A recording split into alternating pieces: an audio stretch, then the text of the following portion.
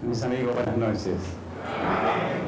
En el Evangelio según San Mateo, en el capítulo número 3, los versículos 1 y 2 dicen: en aquellos días vino Juan el Bautista predicando en el desierto de Judea y diciendo: arrepentíos, porque el reino de los cielos se ha acercado. Oramos. Querido Padre Celestial, muchas gracias porque durante todos estos días usted nos ha acompañado y nos ha guiado. Gracias por la oportunidad de reunirnos otra vez en esta noche para estudiar su palabra. Pedimos una bendición, Señor, sobre todos los presentes, pero también sobre aquellos que no pudieron llegar. Y ahora, Señor, haga posible que su Santo Espíritu nos traiga palabra de vida para vida eterna a través del estudio de su santo libro. Que todo lo que hagamos sea para la gloria de su nombre. Y que cada amigo o amiga en cualquier parte del mundo, en cualquier lugar que esté mirando, escuchando este trabajo, este mensaje, pueda recibir la bendición del cielo. Guíanos, Señor. Lo pedimos en el nombre santo de Jesús. Amén. Muy bien, se pueden sentar. Hoy tenemos que trabajar con el capítulo número 3. En el capítulo número 3 del Evangelio según San Mateo, Mateo nos introduce a Juan el Bautista. Dice el capítulo 3, versículo 1, en aquellos días vino Juan el Bautista predicando en el desierto de Judea y diciendo: arrepentíos porque el reino de los cielos se ha acercado. Pues este es aquel de quien habló el profeta Isaías cuando dijo: voz del que clama en el desierto, preparad el camino del Señor, enderezad sus sendas. La primera pregunta que debemos hacernos es: ¿quién es Juan el Bautista? ¿Quién es este personaje? Y vamos a pedir por favor ayuda al Evangelio según San Juan y rápidamente vamos a tener una idea de quién es Juan el Bautista. En el libro de San Juan, capítulo 1, versículo número 6, nos dice quién es Juan, y el capítulo 1 nos introduce de una forma hermosa y nos da detalles acerca de este hombre. El versículo 6 dice: hubo un hombre enviado de Dios, el cual se llamaba Juan. Hace unos días aquí estábamos trabajando con la frase enviado de Dios. Enviado de Dios significa que entre Juan el Bautista y Dios tuvieron una entrevista. Significa que Dios y Juan el Bautista hablaron. Significa que la misión de Juan fue el resultado de una conversación con Dios. Capítulo 1, versículo 33 nos dice lo que acabo de expresar.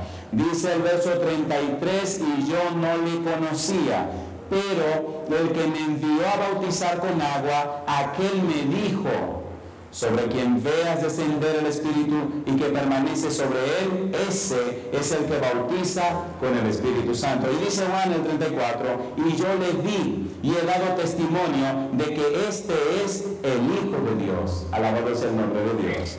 ¿Quién es Juan el Bautista? Un enviado de Dios. ¿Quién es Juan el Bautista? Un profeta. ¿Quién es Juan el Bautista? La voz del que clama en el desierto. ¿Quién es Juan Bautista? El que viene primero que Jesús para anunciar la venida de Jesús. ¿Quién es Juan Bautista? Un hombre que tiene una relación amistosa muy especial con Dios. ¿Quién es Juan Bautista? Alguien que recibió su misión de las manos y de los labios de Dios. ¿Quién es Juan Bautista? Una persona que viene a la tierra para anunciarle a los seres humanos que se arrepientan y que se bauticen para que alcancen la salvación. ¿Quién es Juan Bautista? Es el enviado de Dios. Versículo 7. San Juan capítulo 1, versículo 7 dice: este vino por testimonio, para que diese testimonio de la luz, a fin de que todos creyesen por él. ¿Qué cosa es testimonio? ¿Qué significa testimonio? Cuando una persona es testigo de un hecho, de un acontecimiento, de algo que ocurrió, lo que la persona dice, lo que la persona explica, lo que la persona expresa, lo que la persona refiere, eso es un testimonio. El testimonio es la declaración de un testigo, y el testigo estuvo presente, fue parte del acontecimiento. Él vio las circunstancias y los eventos y los actos y las cosas que ocurrieron. Él está contando de primera mano lo que él experimentó cuando vio el hecho, cuando vio lo que pasó.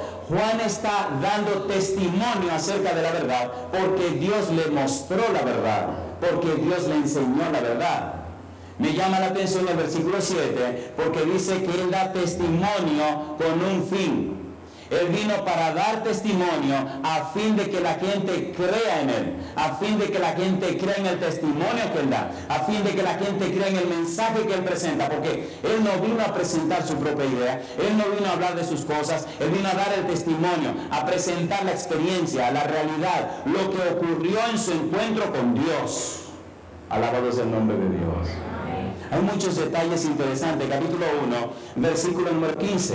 Juan dio testimonio de él y clamó diciendo: este es de quien yo decía, el que viene después de mí es antes de mí, porque era primero que yo. Versículo 19. Este es el testimonio de Juan, cuando los judíos enviaron de Jerusalén sacerdotes y levitas para que le preguntasen: ¿tú quién eres? Confesó y no negó, sino confesó: yo no soy el Cristo. Y le preguntaron: ¿qué pues? ¿Eres tú Elías? Dijo: no soy. ¿Eres el profeta? Y respondió: no. Le dijeron: pues ¿quién eres? Para que demos respuesta a los que nos enviaron. ¿Qué dices de ti mismo? Y él dijo: yo soy la voz de uno que clama en el desierto: enderezad el camino del Señor, como dijo el profeta Isaías. Alabado sea el nombre de Dios. ¿Y qué fue lo que dijo Mateo? Exactamente la misma cosa. San Mateo capítulo 3. San Mateo capítulo 3, mire qué cosa linda. Lo mismo que dice Juan de él es lo mismo que dice Mateo de él. San Mateo capítulo 3, versículo 3. Pues este es aquel de quien habló el profeta Isaías cuando dijo: voz del que clama en el desierto, preparad el camino del Señor, enderezad sus sendas. Ese Juan es esa voz que clama en el desierto. Oiga, pastor, ¿y por qué es tan importante saber esto? Porque Juan no viene como consecuencia de su propia decisión. Juan viene como el enviado de Dios, como el escogido de Dios, como el instrumento de Dios. Y por eso cuando Juan viene a predicar, toda la nación se conmueve. Y por eso cuando Juan viene a predicar, toda la gente viene a escuchar. Y por eso cuando Juan predica su sermón, predica su testimonio, la gente comienza a arrepentirse, la gente comienza a entregarse, la gente comienza a decidirse por Dios, porque Juan viene con el poder de Dios. En el libro de Malaquías, en el capítulo 4, el versículo 5, hay una profecía. Malaquías capítulo 4, versículo 5. Entonces hay mucho que decir. Vamos a ir un poquito rápido a ver si podemos cubrir lo más posible con la guía de Dios, con la dirección del Señor. Malaquías capítulo 4, versículo 5. Había una profecía que anunciaba la venida de Elías. Malaquías 4:5 dice: he aquí yo os envío el profeta Elías antes que venga el día de Jehová grande y terrible. No tenemos tiempo para hacer la historia de Elías, pero el anuncio de esta profecía por Malaquías es saludable saber estas circunstancias y estos detalles. Número 1. Después de Malaquías empezó lo que se llama como periodo intertestamentario, es decir, un periodo entre el Antiguo Testamento y el Nuevo Testamento. Ese periodo duró 400 años. ¿Cuántos años? Y no hubo profeta de Jehová. 400 años sin profeta. Y después de los 400 años, el primer profeta que aparece es Juan el Bautista, el Elías. Ahora debemos, con mucho cuidado, si tienes una Biblia, agárrela bien, si está tomando notas, tómela bien clara. Ahora tenemos que mostrar y demostrar con la Biblia que Juan el Bautista es el Elías que había anunciado Dios a través de Malaquías. ¿Por qué? Si descubrimos que Juan el Bautista es el Elías, entonces estamos mirando que verdaderamente Juan viene para anunciar la venida del Mesías. ¿Estamos listos? ¿Estamos listos? Mire qué cosa linda. San Mateo capítulo 3, versículo 4. San Mateo capítulo 3, versículo número 4. Dice el versículo 4: y Juan estaba vestido de pelo de camello y tenía un cinto de cuero alrededor de sus lomos, y su comida era langosta y miel silvestre. Bueno, ¿y eso qué tiene que ver con lo que estamos estudiando? Vamos a ver cómo se vestía Elías. En el libro de Segunda de Reyes, capítulo 1, mire lo que dice la palabra de Dios. Segunda de Reyes, capítulo 1, versículo número 8. Segunda de Reyes 1:8, dice el versículo 8, y ellos le respondieron, un varón que tenía vestido de pelo y ceñía sus lomos con un cinturón de cuero. Entonces él dijo, es Elías Tisbita. ¿Como quién se vestía Juan? Como Elías. Isaías capítulo 40, versículo 3. Mateo sabe estas profecías. Mateo sabe los detalles en relación a Elías, y Mateo sabe lo que está pasando con Juan el Bautista. Isaías capítulo 40, versículo número 3.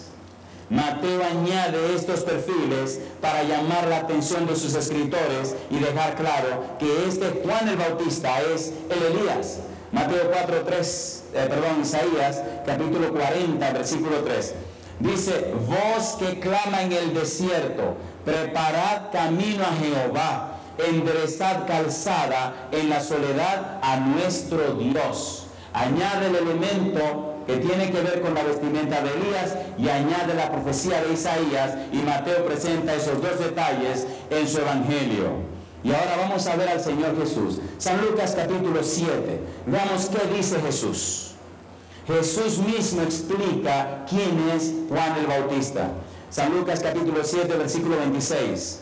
Oiga, pastor, ¿y por qué es necesario todos estos detalles? Porque usted tiene que saber lo que cree.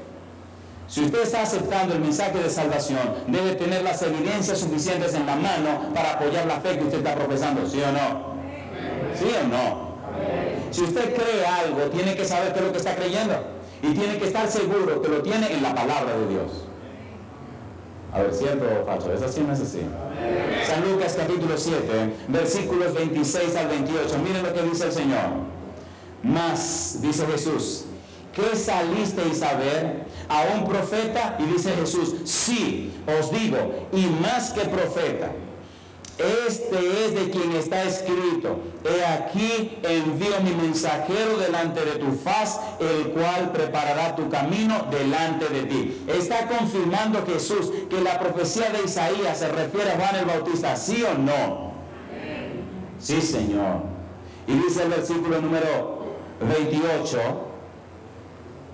os digo que entre los nacidos de mujeres no hay mayor profeta que Juan el Bautista, pero el más pequeño en el reino de Dios es mayor que él. San Mateo capítulo 11, versículo 14.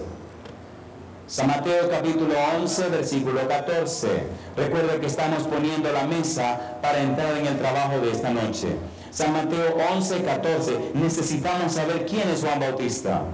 Necesitamos conocer sus credenciales. San Mateo 11, versículo 14 dice, y si queréis recibirlo, él es aquel Elías que había de venir. ¿Quién está hablando? Jesús. ¿De quién está hablando? De Juan el Bautista.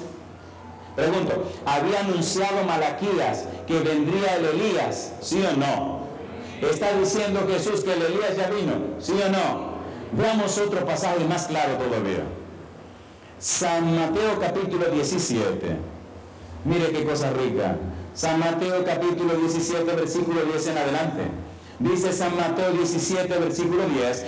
Entonces sus discípulos le preguntaron diciendo, ¿por qué pues dicen los escribas que es necesario que Elías venga primero? Y ahora viene la respuesta de Jesús. Respondiendo Jesús les dijo, a la verdad, Elías viene primero y restaurará todas las cosas, mas os digo que Elías ya vino y no le conocieron, sino que hicieron con él todo lo que quisieron. Así también el Hijo del Hombre padecerá de ellos. Y dice el versículo 13, entonces los discípulos comprendieron que les había hablado ¿de quién? De Juan el Bautista. Alabado sea el nombre de Dios. ¿Quién era Juan el Bautista? El cumplimiento de la profecía de Isaías. ¿Quién era Juan el Bautista? El enviado de Dios. ¿Quién era Juan el Bautista? El Elías que tenía que venir. ¿Quién era Juan el Bautista? El pionero, el emisario del Señor Jesús. ¿Quién era Juan el Bautista? El heraldo de Jesucristo. Por eso cuando Juan viene, según dice Lucas capítulo 1, Juan estaba lleno del Espíritu Santo desde el vientre de su madre. Y por eso cuando Juan sale a la luz, comienza a predicar con el poder de Dios y la gente comienza a arrepentirse. Juan no viene a presentar un mensaje de acomodar a la gente. Juan viene a decirle a la gente, arrepiéntase porque el reino de los cielos se ha acercado. Juan viene a decirle a la gente las cosas claras. Es tiempo de que te arrepientas, de que te entregues al Señor. Es tiempo de que te decidas por Dios. Y la gente venía al Jordán y se decidía por Dios y era bautizada. Muy pronto el Señor Jesús regresará. Todas las señales dicen que Jesús viene muy pronto. Y otra vez tiene que levantarse el Elías, que anuncia a la gente y al pueblo arrepentimiento y perdón de los pecados para que espere a su Señor en la nube de los cielos. ¿Sí o no?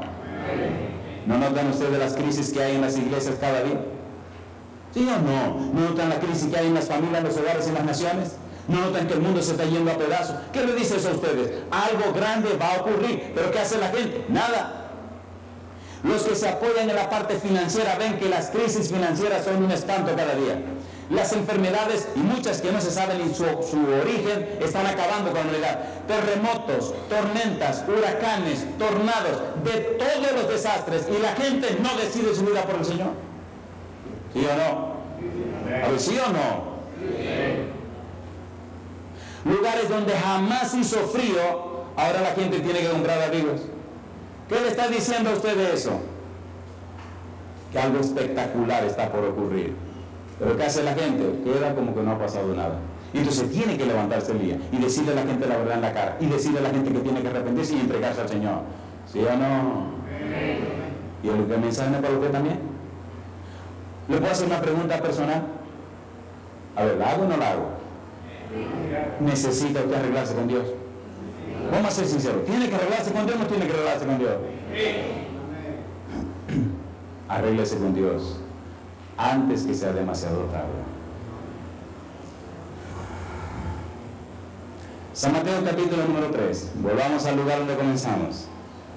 A ver si aquí comenzamos a trabajar esta noche.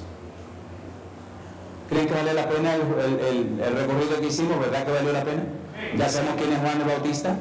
¿Tiene autoridad Juan para hablarnos?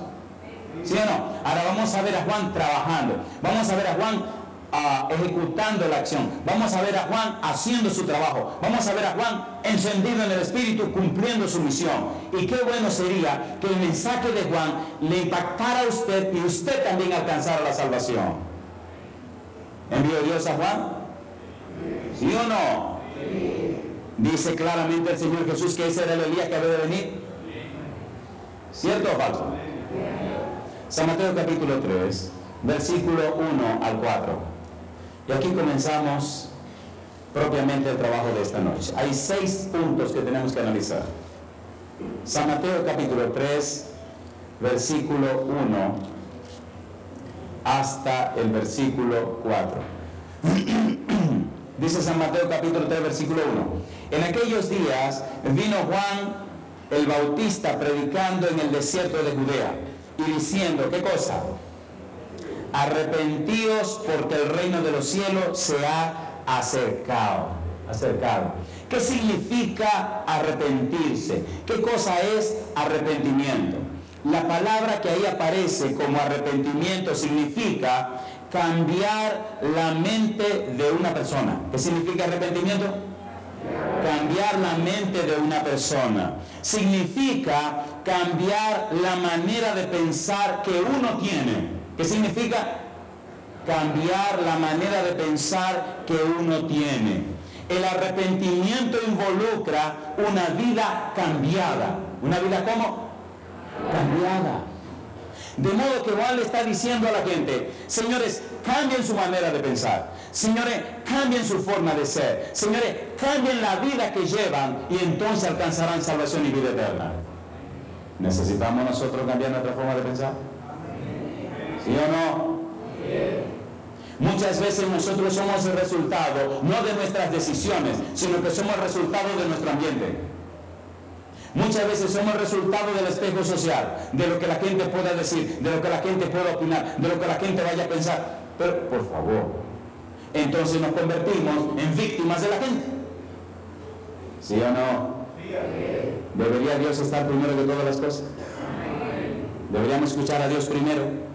Y es lo que Juan le dice. Ahora, déjenme relatarle o déjenme describirle cómo estaba la situación social, la situación política, la situación económica en el pueblo judío en el momento que Juan está predicando. Ustedes saben que el ambiente influye mucho en las decisiones de la gente. ¿Lo saben o no lo saben? Cuando Juan viene a predicar su mensaje, número 1, había un imperio mundial, el imperio romano. Número 2, el imperio romano estaba gobernando en Palestina, estaba gobernando en Jerusalén. Así que los romanos tenían a una persona que estaba allí puesto como representante del imperio. Herodes, que estaba como rey en esa zona, ni siquiera era judío. De modo que entonces los romanos le tenían el pie en el cuello a los judíos. Y ya recuerdan que hablamos en estos días acerca de la venida del Mesías. No voy a repetir esa parte porque no tiene sentido. Número 1. Número 2. Se hablaba un idioma en todas las partes, había un idioma oficial. Los romanos hablaban latín, pero habían asimilado el idioma griego. Y entonces hablaban el griego koiné en todas partes. Así que había un solo idioma. Si usted sabía griego koiné, se podía comunicar por todas partes. Número 4. Había una crisis religiosa. Los paganos estaban cansados, estaban hartos de la misma ceremonia y la misma repetición, y ya estaban hartos de los dioses que creían y de la misma cosa. Y hasta los judíos estaban fatigados y hastiados de las repeticiones de los escribas y los fariseos, y de los saduceos también. ¿Cómo sabemos? En la época que Jesús vino, San Mateo capítulo 15, los escribas y los fariseos habían cambiado la palabra de Dios por las tradiciones. Habían inventado interpretaciones de la palabra de Dios para hacer ellos que la gente hiciera como ellos querían. Estaba un libro que se llamaba el Torón, la Midrash, la Gemara, los Targumes y otros libros más que eran interpretaciones, la Mishnah, interpretaciones de la palabra de Dios. Habían puesto a un lado lo que Dios decía y habían colocado lo que ellos interpretaban que Dios quería decir. Un solo punto, la palabra Corbán. Es bueno que esto esté claro, porque cuando Juan le dice cambien su mente, cuando Juan le dice cambien su estilo de vida, cuando Juan le dice salgan de ese punto muerto, cuando Juan le dice vuelvan aquí, renazcan de nuevo, cambien esa manera, le está diciendo cambien esas tradiciones, cambien esa manera contra la palabra de Dios que los está hundiendo a ustedes. Cuando Juan comienza a predicar sobre el mundo, predica la palabra de Dios, predica el arrepentimiento y el encuentro con Dios. Los escribas y los fariseos tenían al pueblo atado. Por ejemplo, la palabra Corbán. Ustedes saben que el templo de Jerusalén se había convertido en un... Cuando era niño, mi mamá un día dijo una palabra y nosotros ninguno sabíamos lo que significaba. Estábamos hablando todos los muchachos y dice mi mamá, sería bueno que ustedes se pusieran claro y dejaran de mencionar tanto ese latrocinio. Oiga, nos quedamos todos secos, nos miramos serios todos, y después que nos miramos todos así serios, la miramos a ella y empezamos a reírnos. Y le preguntamos a mi mamá, mamá, ¿qué tú quisiste decir con eso? Dice ella, ustedes no son estudiantes, busquen su diccionario. Y salimos corriendo todo a buscar el diccionario a ver qué era lo que la vieja había querido decir. Nos agarró a todos. Y cuando buscamos el diccionario, decía relativo a robo. Así que un latrocinio, algo relativo a robo. Y en el templo de Jerusalén, los sacerdotes tenían un latrocinio. ¿Qué tenían? Y había una palabrita llamada corbán. ¿Cuál es la palabrita? Corbán, que la usaban de esta manera. Óigase. Una persona rica que no quería darle nada a su papá y a su mamá, lo único que tenía que decir es Corbán. Corbán significaba mi ofrenda a Jehová. Y oiga qué barbaridad. Significaba que desde ese momento todo lo que la persona poseía se lo estaba consagrando a Dios. Pero que mientras la persona viviera podía hacer uso de todas sus riquezas y no darle nada a sus padres ni a nadie. Pero cuando la persona moría, todo lo que tenía, la gente del templo de Jerusalén se lo llevaban, dejando sin nada a toda su familia. Cuando Jesús vino, se molestó tanto que le dijo: ustedes están invalidando el mandamiento de Jehová por sus tradiciones. ¿Saben lo que significaba eso? No dice un mandamiento: honra a tu padre y a tu madre para que tu día se alargue en la tierra que Jehová tu Dios te da. ¿Lo dice o no lo dice? Sí. Entonces ellos habían cambiado ese mandamiento para quedarse con el dinero de la gente más poderosa. Esa era la situación social que había cuando Juan el Bautista llega. Y entonces Juan viene con un mensaje poderoso de arrepentimiento y terrible para las personas. Juan está llamando a un cambio en la orientación de toda la vida de sus oyentes, lo que producirá como resultado vidas vividas de acuerdo con los principios de Dios. El testimonio de Juan, la presentación de la palabra a cabo a través de Juan, lo que Juan explica, lo que Juan expresa, entonces produce en la gente el creer que leímos en San Juan capítulo 1, versículo número 7. Número 2, el mensaje de Juan tiene un segundo elemento. En el versículo 2, capítulo 3, dice él: arrepentiros porque el reino de los cielos se ha acercado. ¿Qué implica esta declaración de Juan? Juan le está diciendo: miren, la profecía está a las puertas. El reino de Dios, la persona, el rey del reino, ya está cerca. Por eso en Juan 1:29 dice: he aquí el Cordero de Dios que quita el pecado del mundo. Por eso Juan dice: detrás de mí viene uno a quien yo no soy digno de desatarle la correa de su sandalia. Él lo va a bautizar a ustedes con Espíritu Santo y con fuego. Es decir, el reino de Dios, el rey de ese reino, ahí viene, ya llegó. Arrepiéntanse ahora. Alabado sea el nombre de Dios. ¿Viene pronto el Señor Jesús? ¿Cuándo deberíamos arrepentirnos? ¿Qué significa arrepentirse? Cambiar la mente. ¿Qué significa arrepentirse? Cambiar la vida. ¿Necesitamos un cambio de vida? ¿Necesitamos un cambio de mente? Sinceramente, ¿sí o no? Miren, si ustedes están conscientes y claros de que esto es así, yo voy a ser el hombre más feliz de la tierra y me voy tranquilo para mi casa. Porque si usted está claro y usted se pierde, ya será problema suyo.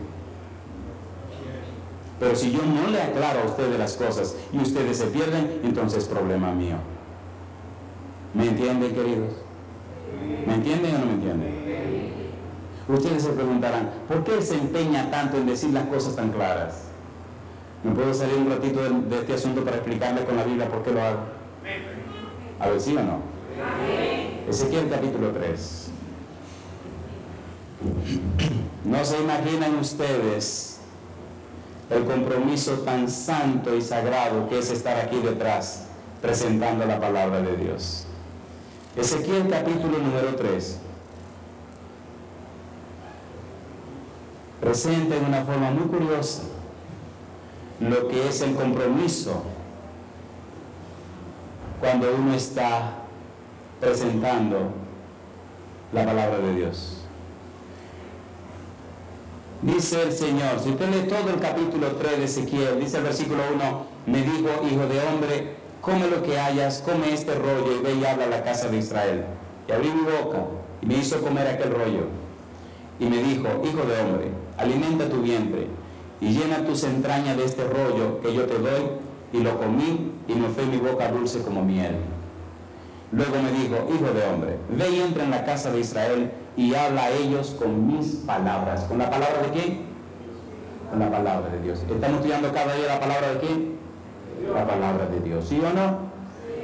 ¿Sí o no? Ustedes están recibiendo la palabra de Dios. ¿Qué espera Dios como consecuencia? Que ustedes sigan los caminos de Dios. No los caminos del pastor Porte, sino los caminos de Dios. Mire lo que dice más adelante, versículo 17. Hijo de hombre, yo te he puesto por atalaya a la casa de Israel. Oirás pues tú la palabra de mi boca y los amonestarás de mi parte. ¿Qué es una atalaya? Es un vigilante, es un vigía. El atalaya es el centinela que estaba arriba de la muralla de la ciudad y que anunciaba al pueblo cuando el peligro se acercaba. ¿Se entiende la ilustración? ¿Se ¿Se entiende la ilustración? Dice el versículo 18: cuando yo dijere al impío, de cierto morirás, y tú no le amonestares ni le hablares, para que el impío sea apercibido de su mal camino, a fin de que viva, el impío morirá por su maldad, pero su sangre demandaré de tu mano. Ahí, mamacita.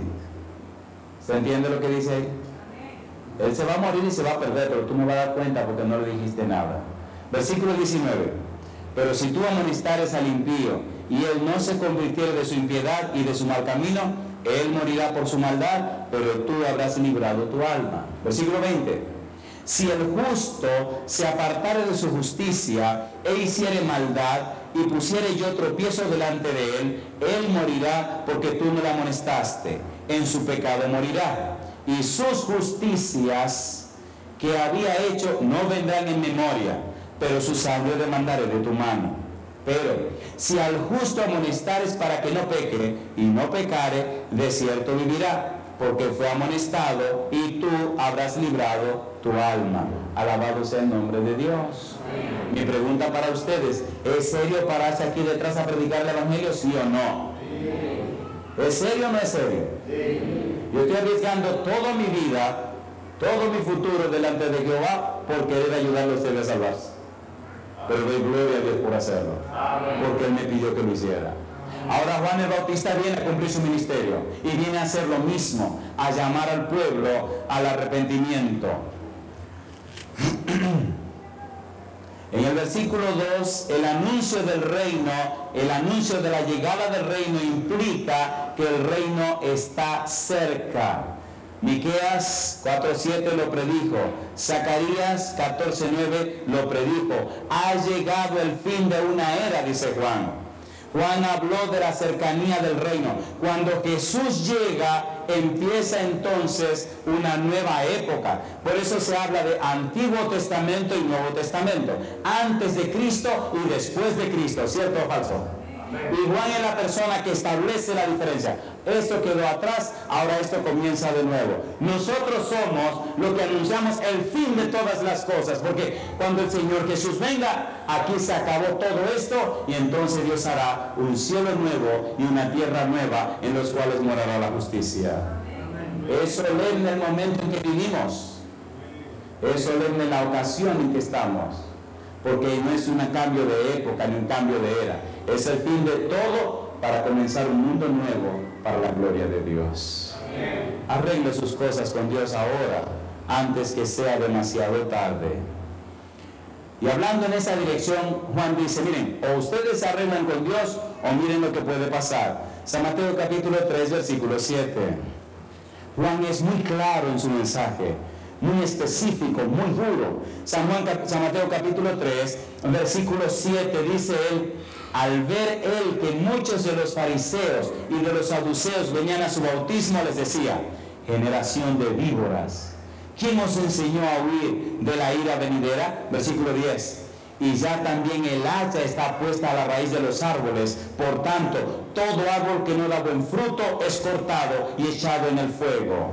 Versículo 12. Su aventador está en su mano, y limpiará su era, y recogerá su trigo en el granero, y quemará la paja en fuego que nunca se apagará. Juan no viene con un mensaje fácil, no viene con un mensaje flojo, no viene con un mensaje suave. Viene a decirle a la gente: arrepiéntase, arréglese con Dios, cambie esa manera de vivir, entregue todo en la mano de Dios, o prepárese por lo que Dios va a hacer.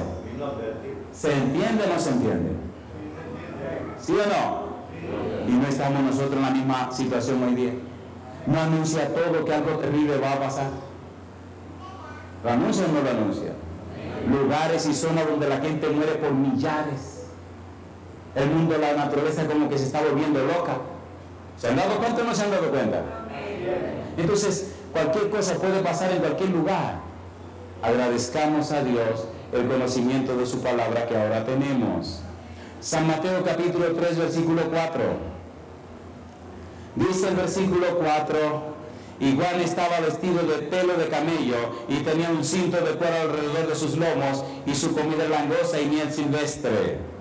Y dice San Juan, versículo 9: y no penséis decir de dentro de vosotros mismos, a Abraham tenemos por padre, porque yo os digo que Dios puede levantar hijos a Abraham aún de estas piedras. El mensaje de Juan era tan fuerte que dijo, y no me vengan con el cuento que ustedes son judíos.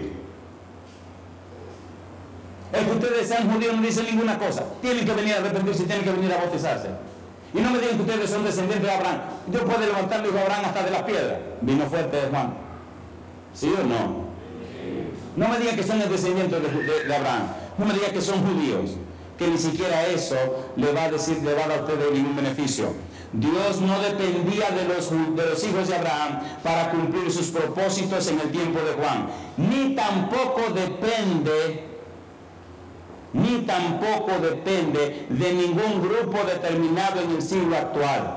Lo que cuenta para Dios, de acuerdo con Juan, es un corazón arrepentido y una vida que se caracterice por llevar frutos saludables. Yo soy esto, yo soy aquello. Eso no le importa a Dios. A Dios le importa una persona que viene a sus pies, una persona que se siente arrepentida, una persona que siente dolor por sus pecados y una persona que se rinde voluntaria y completamente a Dios. Yo soy. ¿A quién le importa lo que usted es? Eso es una cuestión personal entre usted y Dios. Dios no está dependiendo de ningún ser humano para hacer su voluntad y su obra. Dios es soberano y puede usar hasta las piedras para predicar el evangelio, ¿sí o no? Pero ¿verdad que sentimos orgullo espiritual la mayoría de nosotros? A ver, ¿sí o no? Los judíos se sentían favoritos y cuando el niño nació, ninguno sabía que el niño había nacido. Tuvo que venir magos de Oriente, gente que eran llamadas paganas, a decirle, Señor, pero el tipo ya nació. ¡Qué vergüenza! ¿Se han dado cuenta que mientras más exclusivistas somos, menos recibimos del poder de Dios? ¿Ama a Dios a todos sus hijos o no los ama? Entonces Dios puede usar a cualquier persona para hacer lo que tenga que hacerse. Dios no está exclusivo con usted. Tenga cuidado. Abra ese corazón a Dios y recuerde que eso es un asunto personal, un arrepentimiento genuino, sincero, una entrega genuina, sincera a Dios. No, yo soy. Mire, por favor, una entrega sincera a Dios. Usted sabe que Dios perdonó su pecado. Usted sabe que Dios lo liberó de la culpabilidad del pecado, que Dios lo libertó del castigo por el pecado. Usted sabe que cada vez tiene comunión con el Señor. Usted sabe que ha nacido de nuevo. Eso es lo que importa. El mundo está lleno de demasiados religiosos, pero Dios necesita más cristianos, ¿o no? ¿Sí o no? ¿Sí o no? Somos orgullosos porque somos religiosos, pero ¿es usted una persona cristiana? Jesús vendrá a buscar a los cristianos. Asegúrese de ser un cristiano arrepentido para la gloria de Dios. San Mateo capítulo 3, versículo 5. Y ojalá este versículo 5 digan amén también. Dice el versículo 5 y 6, y salía a él Jerusalén y toda Judea y toda la provincia de alrededor del Jordán. ¿Era mucha gente? A ver, ¿sí o no? ¿A qué salían ellos? Versículo 6. Y eran bautizados por él en el Jordán, confesando sus pecados. ¿Cuántos venían a confesar sus pecados? ¿Y cuántos eran bautizados? Todos.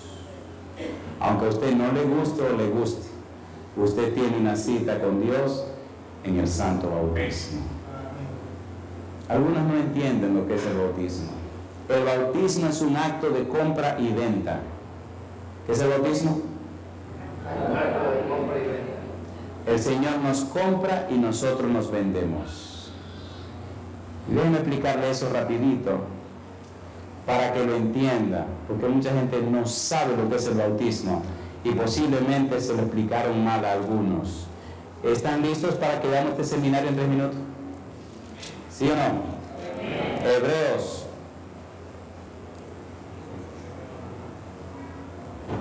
capítulo 3, versículo 6. Hebreos 3:6 dice: pero Cristo, como hijo sobre su casa, ¿y qué dice ahora? Hebreos 3:6. Pero Cristo como hijo sobre su casa, la cual casa somos nosotros, si retenemos firme hasta el fin la confianza y el gloriarnos en la esperanza. ¿Somos una casa o no somos una casa? ¿Sí o no? ¿Sí o no? Ahora, ¿qué tipo de casa somos? ¿Somos una casa para una familia? ¿Somos una casa para un almacén? ¿Somos una casa para una boutique? ¿Somos una casa de un supermercado? Porque hay muchos tipos de casas, ¿o no? ¿Sí o no? Vamos a ver en la Biblia qué tipo de casa somos. ¿Qué es lo que debe haber en nuestra casa? Dios lo bendiga. Mire qué cosa linda. Primera de Corintios capítulo 3. Usted está muy cerca de la verdad. Primera de Corintios capítulo 3, mire qué cosa rica, mire qué tipo de casa somos, para qué nos construyó Dios. Y permita a Dios que hoy decidamos que nuestra casa sea lo que debe ser. Primera de Corintios capítulo 3, versículo 16. Dice el verso 16, ¿no sabéis que sois templo de Dios y que el Espíritu de Dios mora en vosotros? ¿Qué cosa somos nosotros? Templo de Dios. Entonces, ¿qué tipo de casa somos? Un templo. ¿Se entiende lo que estamos diciendo? ¿Qué somos nosotros? Un templo. Ahora, en ese templo o mora Dios o mora el diablo. En el bautismo es una declaración pública de que estamos vendiendo este templo a Dios. ¿Y con qué Él lo está comprando? Con la sangre preciosa de Jesucristo. ¿Entienden ahora el bautismo? ¿Sí o no? Cuando una persona se bautiza aquí, está diciendo públicamente, señores, mi casa, esta casa, de hoy en adelante será solo morada del Espíritu Santo. Se la estoy vendiendo al Señor y Él me está comprando con la sangre preciosa de su Hijo Jesucristo. Capítulo número 6, Primera de Corintios, versículo número 19, dice, ¿o ignoráis que vuestro cuerpo es templo del Espíritu Santo, el cual está en vosotros, el cual tenéis de Dios? ¿Y qué dice ahora? Y que no sois vuestro. Ese cuerpo no es tuyo, es de Dios. Ese cuerpo no te pertenece, pertenece a Dios. El problema es que el enemigo te engañó para que esté lejos de Dios y el Espíritu de Dios no pueda morar en la vida tuya. ¿Se entiende o no se entiende? Y entonces Él perturba y cambia nuestra manera de pensar y nos confunde para que no vayamos al arrepentimiento, al cambio de la mente, al cambio de la actitud, al cambio de la conducta, porque si cambiamos, entonces nuestro cuerpo se convierte en templo del Espíritu Santo, propiedad de Dios, ciudadanos del cielo y miembros de la familia del Todopoderoso Dios. Y es lo que el enemigo no quiere que usted sepa. ¿Se entiende o no se entiende? Y entonces Juan vino precisamente a predicarle eso. Arrepiéntanse, vengan y véndanle sus cuerpos al Dios Todopoderoso. No, mi cuerpo ha sido de Dios siempre. Usted ya lo hizo, ya se bautizó como manda la Biblia, como establece la Biblia, tiene su nombre en el libro de la vida. Le ha comprado Dios con su sangre preciosa, sellaron el contrato, ya usted sabe que vendió su cuerpo, registro del alma en la compra y la venta. Si usted no está seguro de eso, tenga cuidado. O una pregunta, ¿a ustedes les gusta saber las cosas claras o les gusta que se le envuelvan? Recuerden lo que le dije al principio. Si usted está claro, yo me voy tranquilo. Mi trabajo es decirle la verdad como es. Quien cambia corazón y convierte alma no soy yo, es el Espíritu de Dios. Si usted escoge perderse, esa es su decisión y yo la respeto y Dios también. Pero ya usted sabe la verdad. ¿Qué les parece si terminamos aquí? Me parece bien si ya terminamos esto. Sé que algunos tienen mucho calor. Yo gracias a Dios que no tengo mucho calor. Tengo muchísimo. Tengo muchísimo. Déjenme, vamos a terminar este negocio. Versículo número 7. San Mateo capítulo 3, versículo 7. ¿Creen que vale la pena estudiar la Biblia como lo estamos haciendo? ¿Verdad que es lindo estudiar el Evangelio según San Mateo? ¿Sí o no? San Mateo 3, 7. Mire qué cosa linda. Y aquí vamos a aterrizar. San Mateo 3, 7. Permita, Dios, que usted no se pierda. San Mateo 3, 7 dice, al ver él que muchos de los fariseos y de los saduceos venían a su bautismo, les decía, generación de víboras, ¿quién os enseñó a huir de la ira venidera? Los escribas y los fariseos y los saduceos venían. La demanda de Juan a todos era la confesión de pecado y el bautismo. Y Juan le dice en el versículo 8, haced pues frutos dignos de arrepentimiento. Juan le está diciendo, comiencen una vida nueva que se traduzca en experiencia nueva. Que la gente vea que ustedes ahora son personas completamente cambiadas por el poder y por la gracia de Dios. ¿Necesitamos ser personas cambiadas, sí o no? Yo quiero que usted sea sincero conmigo. Póngase en pie si usted reconoce que necesita cambiar delante de Dios. No me diga que usted es religioso, que tiene tantos años. Déjese de eso. Necesitamos nacer de nuevo, necesitamos una nueva experiencia. Necesitamos arrepentimiento, cambiar nuestra manera de pensar, quitar de nuestra mente los prejuicios, los complejos, dar cabida en nuestra vida a la palabra de Dios, a la voluntad de Dios. Necesitamos que nuestro cuerpo esté verdaderamente ungido con el Espíritu Santo. Que hayamos vendido este templo otra vez al legítimo dueño, que es el Dios Todopoderoso, y Él lo comprará con la sangre de Jesús. Necesitamos tener nuestros nombres registrados en el libro de la vida. ¿Qué les parece si levantamos nuestra mano aceptando la bendición y la dirección de nuestro Dios? Querido Padre Celestial, nuevamente levantamos nuestra mano derecha para decirle, Señor, que aceptamos su bendición, aceptamos su palabra y aceptamos su voluntad. Mire, Señor, esto ha quedado claro. Hay personas en el valle de la decisión.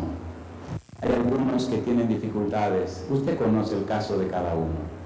Como ministro del Evangelio le ruego, Dios eterno y todopoderoso, que envíe su Espíritu Santo a la vida de cada persona presente para que las circunstancias y las dificultades sean resueltas y ellos pronto tengan su nombre en el libro de la vida y ellos pronto sean propiedad de Dios, habiendo sido comprados con la sangre de Jesús. En su mano santa entregamos cada persona, pidiendo su bendición y dirección en el nombre de Jesús. Amén. Amén. Que Dios le bendiga. Se pueden sentar.